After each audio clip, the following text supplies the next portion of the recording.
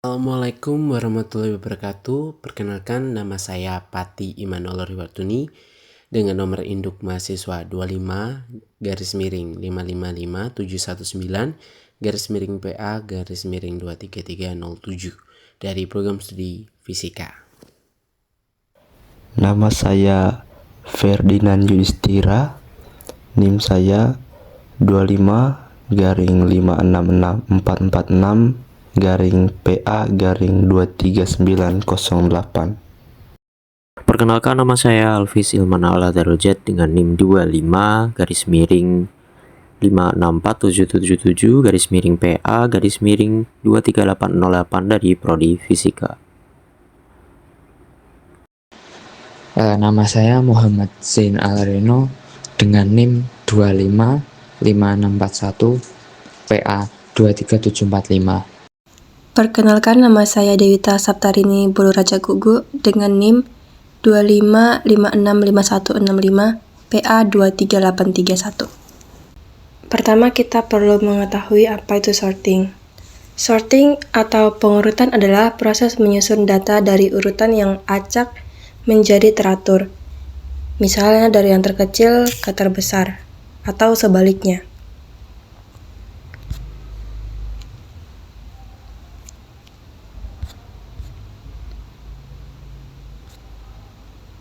Sorting sendiri memiliki tujuan, yaitu untuk mempercepat pencarian data, penjadwalan, pengolahan data besar, database, dan machine learning.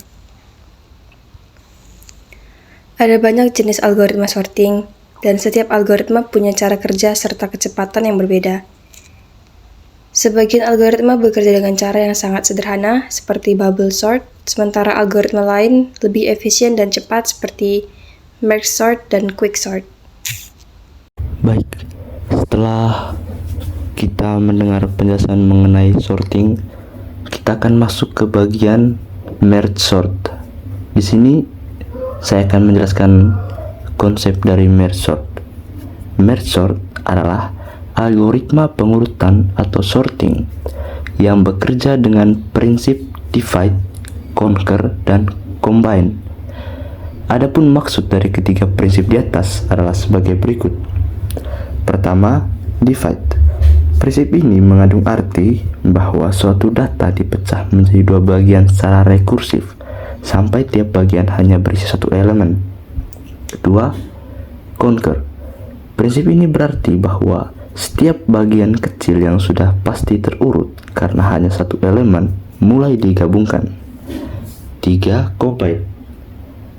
Dua daftar kecil digabungkan atau merge menjadi satu daftar besar yang sudah terurut. Dapat 5 tujuan dari algoritma merge sort. Yang pertama, mengurutkan data secara efisien dengan waktu O dari n log n. Merge sort bekerja dengan membagi data menjadi bagian-bagian kecil, mengurutkan tiap bagian, lalu menggabungkannya kembali. Proses pembagian memerlukan log n langkah, dan setiap penggabungan memerlukan waktu linear n. Karena itu, total waktu yang dibutuhkan menjadi O n log n, efisien dan konsisten. Kedua, memberikan performa stabil di semua kondisi. Berbeda dari logaritma seperti quicksort yang bisa menjadi sangat lambat pada kasus tertentu, merge sort selalu menjalankan proses pembagian dan penggabungan yang sama terlepas dari bagaimana data awalnya. Akibatnya, suatu eksekusi base case, average case, dan worst case tetap berada di O dari n log n. Ketiga, menjadi algoritma stable sort. Merge sort menjaga urutan awal dari elemen-elemen yang memiliki nilai sama. Saat proses penggabungan, jika ada dua elemen bernilai sama, merge sort akan memilih elemen dari subarray kiri terlebih dahulu. Ini membuat merge sort menjadi stable, cocok untuk sorting data yang punya atribut sekunder penting. 4. mengatasi sorting untuk data sangat besar, external sorting. Merge sort dapat digunakan untuk mengurutkan data yang tidak muat di memori atau RAM, misalnya pada file sangat besar. Pada situasi seperti ini, data dibagi menjadi potongan kecil yang disimpan di penyimpanan eksternal atau disk. Lalu hasil penggabungannya dilakukan secara bertahap. Sifat divide dan conquer membuatnya cocok untuk external sorting. Dan yang terakhir, mempermudah proses dengan metode divide and conquer. Merge sort memecahkan masalah menjadi masalah kecil yang mudah diselesaikan. Langkahnya seperti yang telah disebutkan sebelumnya, yakni divide, conquer, dan combine. Dalam suatu algoritma, tentunya ada kelebihan ataupun kekurangan dari masing-masing algoritma tersebut. Nah, di sini kelebihan atau keunggulan dari merge sort yang pertama berkaitan dengan kekonsistenan kompleksitas waktu O dari n log n-nya itu. Beberapa algoritma lain performanya sangat dipengaruhi pola input. Misalnya quicksort bisa menjadi O dari n kuadrat jika pivotnya buruk. Sementara pada merge sort tidak pernah turun performanya karena semua tahap pembagian dan penggabungan memiliki ritme yang konsisten. Yang kedua, stabil. Stabil di sini artinya jika dua elemen memiliki nilai yang sama, merge sort mempertahankan urutan aslinya. Ini sangat penting dalam penggunaan database karena dia mengurutkan berdasarkan beberapa kriteria. Ini juga sering dipakai dalam aplikasi keuangan dan data statistik. Yang ketiga, cocok untuk data besar. Merge sort dapat menangani dataset yang lebih besar dari RAM. Itu sebabnya merge sort dapat dipakai dalam sistem basis data atau SQL engine, sistem file, dan pemrograman big data. Dan yang keempat, baik untuk external sorting atau file sangat besar. Sementara itu, kekurangan dari merge sort ini yang pertama membutuhkan memori tambahan O dari N, dan yang kedua implementasinya lebih kompleks daripada bubble insertion atau selection. Berikut merupakan ilustrasi dari merge sort. Contoh diberikan array yang elemen-elemennya berupa angka yang belum terurut. Kita akan mengurutkan dari nilai yang terkecil hingga terbesar. Yang pertama, array dibagi menjadi dua bagian yang sama besar. Kemudian dibagi lagi sampai diperoleh elemen tunggal, yaitu elemen 8, 3, 5, 4, 7, 6, 1, dan 2. Kemudian dilakukan merge sambil diurutkan. Di sini ada elemen dari elemen yang berisi angka 8 dan 3. Ini diambil yang terkecil, yaitu 3, kemudian dilanjutkan oleh angka 8. Begitu juga dengan untuk 5 dan 4 menjadi 4 dan 5, 7 dan 6 menjadi 6 dan 7, 1 dan 2 menjadi 1 dan 2. Kemudian dari hasil tersebut yang berisi dua elemen, kita merge lagi antara array lainnya.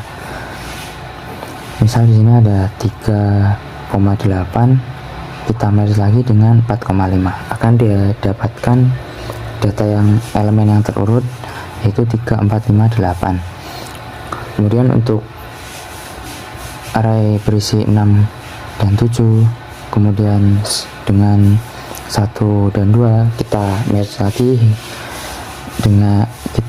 sampai didapatkan elemen yang terurut dari yang kecil hingga terbesar 1, 2, 6, dan 7. Kemudian dari hasil merge tersebut kita merge lagi sampai hasil akhirnya. Dari kedua tersebut diurutkan dari yang terkecil sampai terbesar lagi, yaitu akan didapatkan array yang berisi elemen terurut 1, 2, 3, 4, 5, 6, 7, dan 8. Selanjutnya merupakan kompleksitas waktu merge sort. Jadi merge sort punya waktu O(n) log n di semua kondisi, di best case, average case maupun worst case, karena selalu membagi array menjadi dua bagian atau log n, lalu menggabungkan kembali seluruh elemen n atau n. Sekarang kita akan masuk ke dalam quicksort. Quicksort sendiri adalah algoritma sorting berbasis divide and conquer dengan memilih pivot. Untuk pengertian pivot sendiri, pivot merupakan angka yang digunakan sebagai acuan untuk mempartisikan array menjadi 3 kelompok, yaitu array kiri, tengah, dan array kanan. Array kiri berisikan angka-angka yang kurang dari angka pivot, sedangkan array tengah adalah nilai yang berisi sama dengan pivot, dan untuk array kanan adalah nilai yang lebih besar dari pivot. Sekarang kita lihat pada ilustrasi quicksort, di mana angka-angka di dalam array terlihat ada angka 8, 3, 5, 4, 7, 6, 1, dan 2. Dan apabila kita memilih angka acuan atau pivotnya di nilai 4, maka bagian kiri akan bernilai kurang dari 4, yaitu angka 3, 1, dan 2. Sedangkan untuk nilai tengah akan sama dengan nilai pivot itu sendiri, dan yang untuk array kanan akan bernilai lebih dari 4, yaitu 8, 5, 7, dan 6. Akan tetapi data yang kita miliki di sini masih belum urut.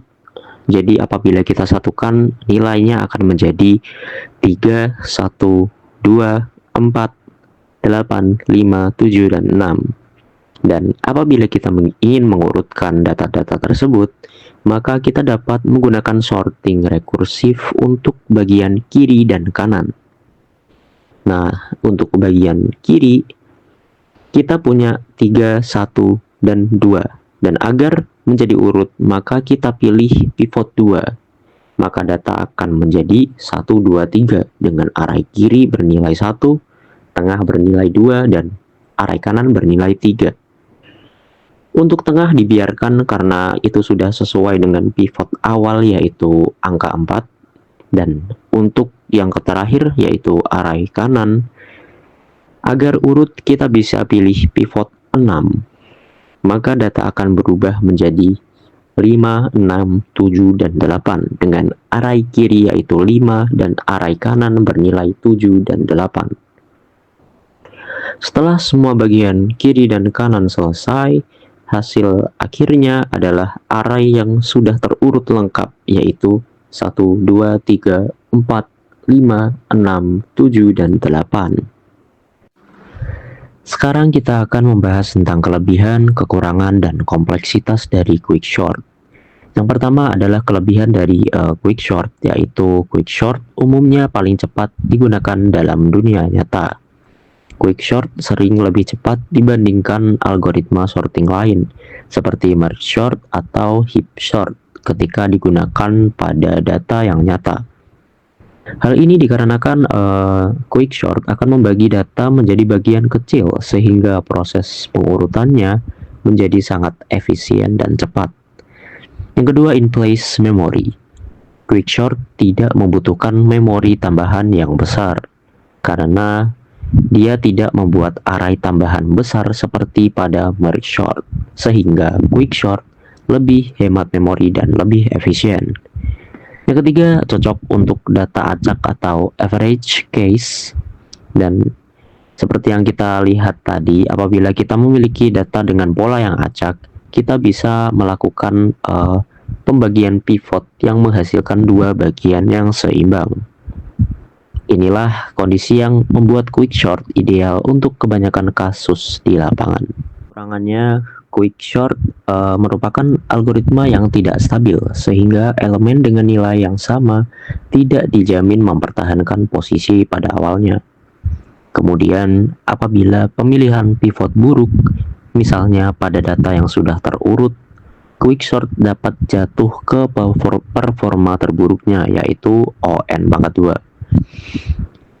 Algoritma ini juga sensitif terhadap pola data tertentu, terutama jika metode pemilihan pivot tidak dilakukan dengan baik. Dan yang terakhir adalah kompleksitas quicksort. Pada kondisi terbaik atau best case, kondisi terbaiknya quicksort memiliki kompleksitas yaitu O n log n. Pada kondisi rata-rata atau average case, kompleksitasnya tetap berada pada O n log n. Jadi pada kondisi base dan average itu sama, tetap kompleksitasnya tetap berada pada O n log n. Namun, ketika pada kondisi terburuk yaitu worst case, kompleksitasnya dapat berubah menjadi O n pangkat 2. Untuk penggunaan memorinya sendiri, quicksort hanya membutuhkan O log n karena sebagian besar proses dilakukan langsung di dalam array. Sebelum membandingkan algoritma-algoritma ini, penting dipahami bahwa bubble sort adalah salah satu algoritma pengurutan yang paling dasar. Sedangkan merge sort dan quicksort termasuk algoritma yang jauh lebih cepat dan efisien.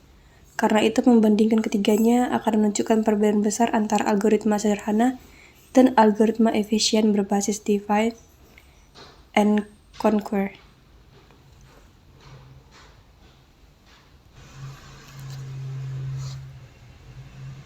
Perbandingan konsep dasar. Bubble sort mengurutkan data dengan menukar pasangan elemen yang berdekatan jika salah urut. Bekerja dengan cara berulang-ulang mengecek semua elemen sampai tidak ada yang perlu ditukar. Konsepnya sederhana, tetapi prosesnya lambat dan berulang. Merge sort menggunakan metode divide and conquer, memecah array menjadi bagian terkecil, lalu menggabungkannya kembali dalam keadaan terurut, tidak mengandalkan pertukaran berulang seperti bubble sort. Quicksort juga menggunakan divide and conquer, tetapi melalui proses partitioning, memilih pivot, lalu memisah elemen yang lebih kecil dan lebih besar. Proses pengurutannya sangat berbeda dari bubble sort.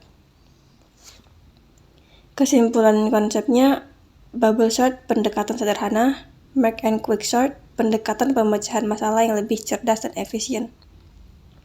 Perbandingan kecepatan atau kompleksitas waktu. Bubble sort cenderung lebih lambat dengan rumus O kali N kuadrat, sangat lambat untuk data dan data lebih dari ratusan elemen. Merge sort lebih cepat dari bubble sort dengan rumus O kali N log N. Selalu konsisten, tidak terpengaruh pola data. Quicksort memiliki rumus yang sama dengan merge sort, yaitu O kali N log N. Namun dalam praktiknya, biasanya paling cepat. Perbandingan cara kerja. Bubble sort tukar elemen berulang-ulang, selalu membandingkan elemen berdekatan, perlahan menggelembungkan elemen terbesar ke akhir array di setiap iterasi. Merge sort tidak ada proses pertukaran berulang, prosesnya tuh pecah, urutkan, lalu digabungkan, lebih terstruktur dan sistematis. Sedangkan quicksort tidak menukar seperti bubble, tetapi memilih pivot, memisahkan elemen yang lebih kecil, pivot ke kiri, memisahkan elemen yang lebih besar, pivot ke kanan. Kesimpulannya, bubble sort bekerja secara lokal dan berulang, sedangkan merge sort dan quicksort bekerja secara global melalui pemecahan masalah. Baik, untuk pembahasan selanjutnya adalah mengenai coding dan juga analisisnya. Sebagaimana yang sudah dijelaskan oleh teman saya mengenai merge shot dan quick shot, kita akan beralih kepada pembahasan coding. Yang pertama coding bubble shot yang dapat kita lihat dengan menggunakan fungsi void. Ada beberapa header atau ada beberapa include di situ yang dipanggil. Ada seperti IOStream, vector, cstdlib, kemudian ctime, chrono, random, dan lain-lain. Di sini codingnya mirip-mirip dikarenakan saya membuatnya untuk menampilkan yang pertama jenis data randomnya. Jadi ketika codingnya dipanggil itu data yang diinput bisa data random, di mana nanti si user atau pengguna dapat memberikan jumlah data. Dan dari codingnya atau dari programnya itu nanti akan memberikan data random yang kemudian yang masih dalam keadaan acak akan diurutkan. Kemudian yang kedua adalah input data manusianya. Jadi dari si user atau si pengguna nanti kemudian diurutkan. Adapun sebagaimana yang bisa kita lihat, output di sini ada dari jumlah data, jumlah operasi atau jumlah langkah dari awal acak sampai benar-benar terurut. Jadi di situ kita dengan menggunakan operation count, kemudian dan di akhir adalah dengan waktu eksekusi. Artinya selama dari proses acak sampai terurut itu kita ingin mengetahui waktu eksekusinya yang nanti dianalisis di akhir juga. Nah, dalam hasilnya saya menggunakan set precision. Artinya apa? Supaya bisa mengetahui detailnya, ketelitian daripada nilainya. Mengapa demikian? Apabila kita melihat waktu eksekusi dalam waktu yang sangat kecil, milisecond, kita bisa membandingkan antara satu dengan yang lain lebih detail lagi. Kemudian kita beralih kepada coding merge shot yang bisa dilihat dengan datanya memanggil ketika i kurang dari max display min 1, si outnya sebagai berikut. Hampir sama dengan sebelumnya, hanya saja terdapat perbedaan dalam body merge shotnya seperti penjelasan merge shot sebelumnya. Dan sama juga bahwasannya akan dipanggil dua jenis data random maupun data input data manusia yang diurutkan, kemudian nanti outputnya adalah jumlah data, jumlah operasi, dan waktu eksekusi. Insertion shot demikian juga, dan perbedaan pada body insertion shot mulai dari fungsi void-nya, dari if, kemudian for-nya, dan lain-lain.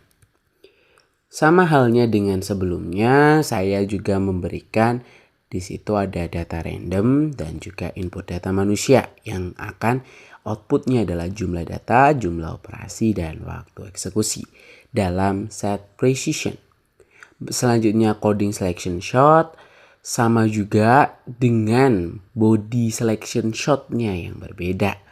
Agar kenapa nanti ketika di akhir bisa disatukan dan bisa dilihat analisis perbandingannya dengan dua input data random dan input data manusia, dan hasil akhirnya adalah jumlah data, jumlah operasi, dan waktu eksekusi. Yang terakhir coding quick shot, di mana quick shot ini juga sama dengan bodinya yang kita lihat di body fungsinya yang berbeda, dan juga di situ inputnya adalah input datanya bisa data random dan juga data manual atau data dari usernya. Kemudian di yang akhirnya atau outputnya adalah jumlah data, jumlah operasi, waktu eksekusi. Data yang setelah disorting itu tadi. Nah, setelah kita dapatkan, kita bisa menganalisis satu-satu perbandingan antara waktu eksekusi terhadap jumlah data pada bubble shot, merge shot, selection shot, insertion shot, dan quick shot. Kemudian kita juga bisa menganalisis perbandingan antara jumlah langkah eksekusi terhadap jumlah data pada bubble shot, merge shot, selection shot, insertion shot, dan quick shot. Saya telah membuat tabel antara waktu eksekusi dan jumlah data. Terlihat dari tabel bahwasannya pergerakannya tentu berbeda-beda. Bubble shot sudah langsung mulai lebih besar dibandingkan yang lainnya. Kemudian diikuti dengan yang lebih cepat adalah match shot, kemudian ada selection shot, insertion shot, dan yang terakhir adalah quick shot. Waktu eksekusi berjalan terus dan kemudian bisa berubah-ubah antara match shot, selection shot, dan insertion shot serta quick shot karena terjadi anomali di awal-awal, atau bisa demikian lebih cepat di awal tapi lama-lama mulai perlahan-lahan. Nah, itu makanya saya juga memberikan jumlah data tidak hanya sampai di 100 tapi sampai di 1000. Kenapa tidak saya uji sampai 1 juta? Dikarenakan tentu membutuhkan waktu yang lama dan proses yang sangat lama. Setelah saya buat juga grafik antara jumlah data dan waktu eksekusi, atau grafik waktu eksekusi dalam milisecond versus jumlah data. Kita bisa lihat bahwasannya pergerakan bubble shot dengan warna biru tua lebih di atas yang lainnya. Artinya waktu eksekusinya lebih banyak dibandingkan yang paling bawah adalah waktu dari quick shot. Urutannya yang membutuhkan waktu eksekusi paling banyak atau menghabiskan waktu banyak dari bubble shot, kita melihat dari titik akhir ada match shot, kemudian selection shot, kemudian insertion shot, dan yang terakhir quick shot. Untuk data 10 sampai 100. Untuk data selanjutnya 100 sampai 1000 justru ada kebalikan, di mana posisi dari bubble shot tetap, posisi selection shot lebih naik daripada posisi match shot, posisi insertion shot juga naik, dan ternyata posisi daripada match shot turun, tetapi tidak lebih turun dari quick shot. Artinya quick shot tetap yang paling bawah. Eksekusi bisa dilanjutkan terus dan kita bisa membandingkan seluruh data.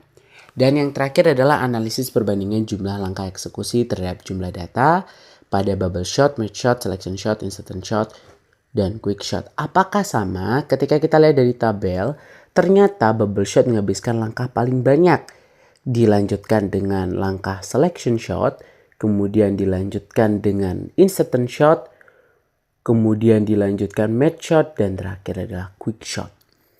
Jumlah langkah ini ternyata kita uji lagi bisa terjadi perubahan atau anomali, tetapi ternyata tidak ya. Dari bubble shot tetap, selection shot, kemudian insertion shot, kemudian quick shot, dan yang di akhir kemudian baru match shot.